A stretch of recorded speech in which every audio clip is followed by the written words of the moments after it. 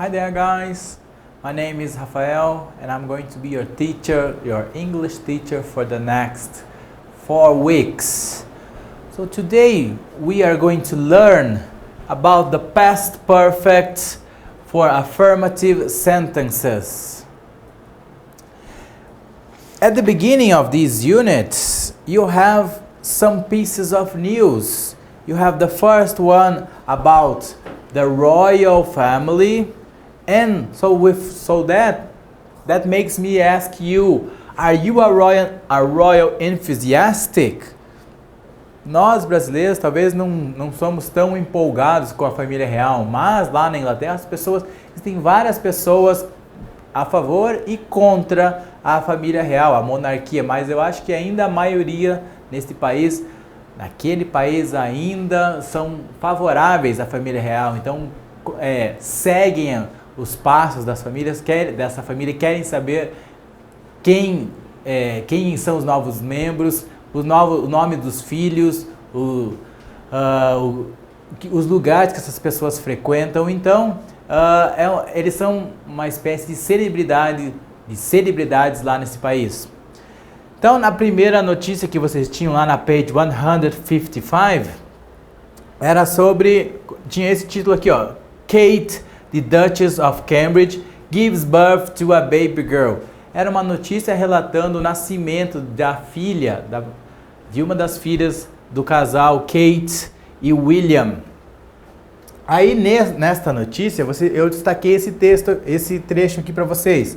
Prince Charles, the heir of the throne, had made it clear he was hoping for a granddaughter. O príncipe Charles, o herdeiro do trono, havia deixado claro que ele estava esperando ter uma neta.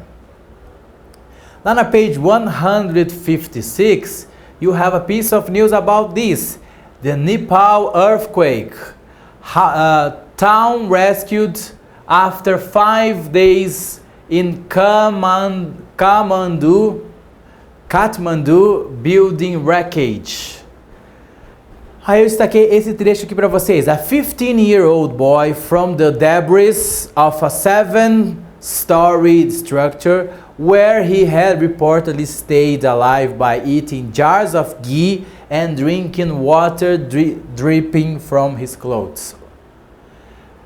Um menino de 15 anos foi resgatado dos restos de um prédio de 7 andares, de uma estrutura de um prédio de 7 andares, onde ele havia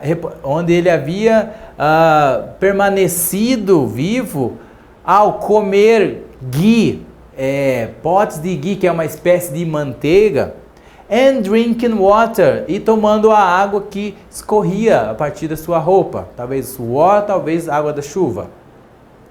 Então, isso serve de introdução para o nosso tema dessa aula, que é o past perfect. Quando é que usamos o past perfect? To describe something that happened in the past, before another past action. Algo que aconteceu no passado, mas antes de uma outra ação que também aconteceu no passado. Qual vai ser a minha forma? Sujeito e auxiliar had para todos os pronomes, para I, para you, para he, para she, para we e para they. E seguido de um verbo no past participle. Já vamos ver aqui o que é o past participle. Alguns exemplos. We had already eaten dinner before our friends arrived. My mother had already left home when I woke up this morning. I had already finished cleaning the bedroom when my mother arrived. Então, todos os 3 verbos aqui, ó, vocês têm aqui verbos no past participle. Um dele aqui, o último é regular, só termina em ed, e os 2 primeiros são irregulares, ou seja, eu tive que mudar a escrita deles para escrevê-los no passado. Então, verbos no past participle. Os regulares são aqueles que eu apenas acrescento ed ao final deles. Por exemplo, play, played, study, studied, stop, stopped, Agora, os verbos irregulares são aqueles que vocês mudam ou algumas letras ou totalmente a escrita deles, tanto no Simple Past quanto no Past Participle. Se vocês pesquisarem na internet, vocês vão achar várias listas de verbos no Past Participle irregulares. Eu aconselharia vocês a pesquisar os verbos mais comuns. Eu separei apenas 3 para vocês aqui, que são verbos que são usados frequentemente. Qual seria então a forma no Simple Past e no Past Participle? O que vocês vão usar para essa estrutura é o que está na terceira coluna, Past Participle. Então, 3 exemplos de verbos aqui. O verbo be, no Simple Past vai ficar was ou were. Já no Past Participle eu vou usar been. O verbo do, Simple Past vira did, Past Participle vira done. Verbo make, no Simple Past e no Past Participle, ele vai se transformar em made.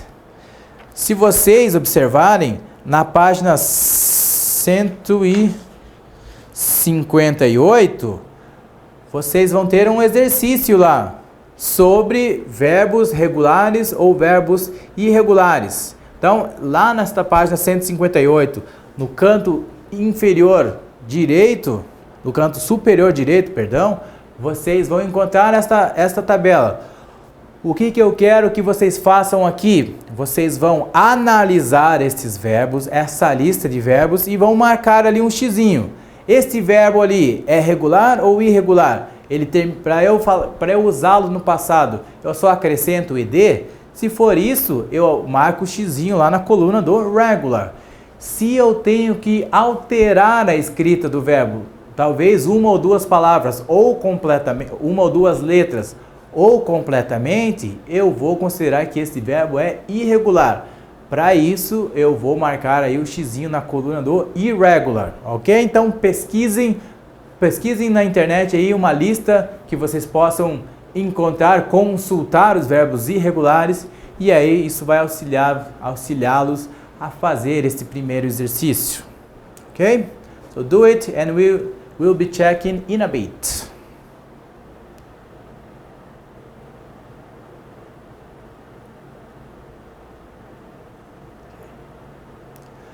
Okay, so the list of verbs is here. Give, go, leave, play, rescue, see, stay, stop, wake and want. Give, o past participle dele seria given. Então, como eu tive que alterar, neste caso aqui, incluir uma letra, ele é um verbo irregular. O verbo go, no simple past, se transforma em went. No past participle, como eu tinha mostrado para vocês, se transforma em gone. Então, ele é irregular também. Verbo leave, tanto no simple past quanto no past participle, se transforma em left. Então, ele é irregular. O verbo play, eu só acrescento ed, então ele vai virar played. O verbo rescue, ele é regular e já termina em e, então eu só acrescento um d. Então, tanto play quanto rescue são verbos regulares. O verbo see, no simple past, se transforma em saw. No past participle, ele vai se transformar em seen. Então, ele é um verbo irregular. O verbo stay, para deixá-lo no passado, eu apenas acrescento o ed, então vai ficar stayed. Considero que ele é, então, um verbo regular. Verbo stop, eu preciso apenas acrescentar o ed no final dele com uma ressalva. Por quê? Stop, eu tenho como as 3 últimas letras deste verbo, ó, consoante, vogal, consoante. O que eu faço quando um verbo tem essa sequência de 3 letras no final? Eu acrescento, eu repito a última consoante para depois acrescentar o ed. Então, stopped, com 2 p's. Se eu acrescentei ed, então ele é um verbo regular. O verbo wake, no simple past, se transforma em woke. No past participle, se transforma em woken. Então, alterei a grafia dele, vou considerá-lo como um verbo irregular. Já o verbo want, eu apenas acrescento o ed ao final dele. Eu me refiro a ele como wanted. Então, é mais um verbo regular.